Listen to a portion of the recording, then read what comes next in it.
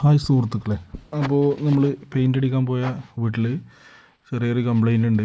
അപ്പോൾ അത് നമ്മൾ കട്ടർ വെച്ചിട്ട് അത് കട്ട് ചെയ്ത് ഒഴിവാക്കി കൊടുക്കുകയാണ്.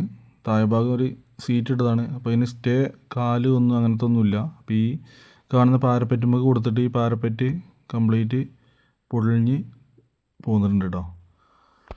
അപ്പോൾ നമ്മൾ തന്നെ അത് കട്ട് ചെയ്ത് ഒഴിവാക്കി കൊടുക്കുകയാണ്. എന്നിട്ട് അവിടെ നമ്മൾ തന്നെ അത് വേറെ പടുത്ത് തേച്ച് കൊടുക്കണം.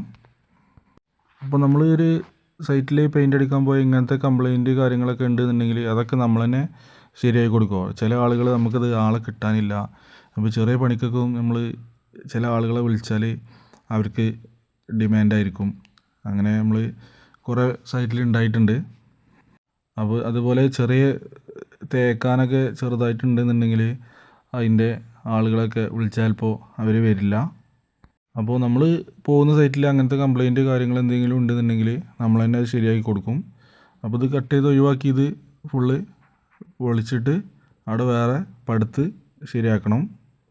ഇത് പാരപ്പറ്റ് വെച്ചിട്ടുള്ളത് കോൺക്രീറ്റിൽ ബോർഡ് അടിച്ചിട്ടാണ് ചെയ്തിട്ടുള്ളത്. അപ്പോൾ ഇതിൻ്റെ കമ്പിയൊക്കെ കട്ട് ചെയ്ത് ഒഴിവാക്കാണ്ട് അതിന് ശേഷം നമ്മൾ കല്ല് വെച്ചിട്ട് അത് പടുത്ത് ഈ തേച്ച് ഫിനിഷാക്കണം. അതിന് ശേഷം നമുക്ക് അവിടെ പെയിൻ്റ് അടിക്കാൻ പറ്റുള്ളൂ. അപ്പോൾ ഇതുപോലെ കംപ്ലൈൻ്റ് ഉള്ള ഭാഗം നിങ്ങൾ ആളെ കിട്ടിയില്ല എന്ന് പറഞ്ഞ് വിഷമിക്കണ്ട. നമ്മളത് എന്തായാലും ശരിയാക്കിയിട്ടേ അവിടെ പെയിൻ്റ് അടിക്കുള്ളൂ. അപ്പോൾ കുറച്ചും കൂടെ പിന്നെ റെഡിയാക്കാനുണ്ട്. അത് റെഡി ആയിക്കൊണ്ടിരിക്കുകയാണ്.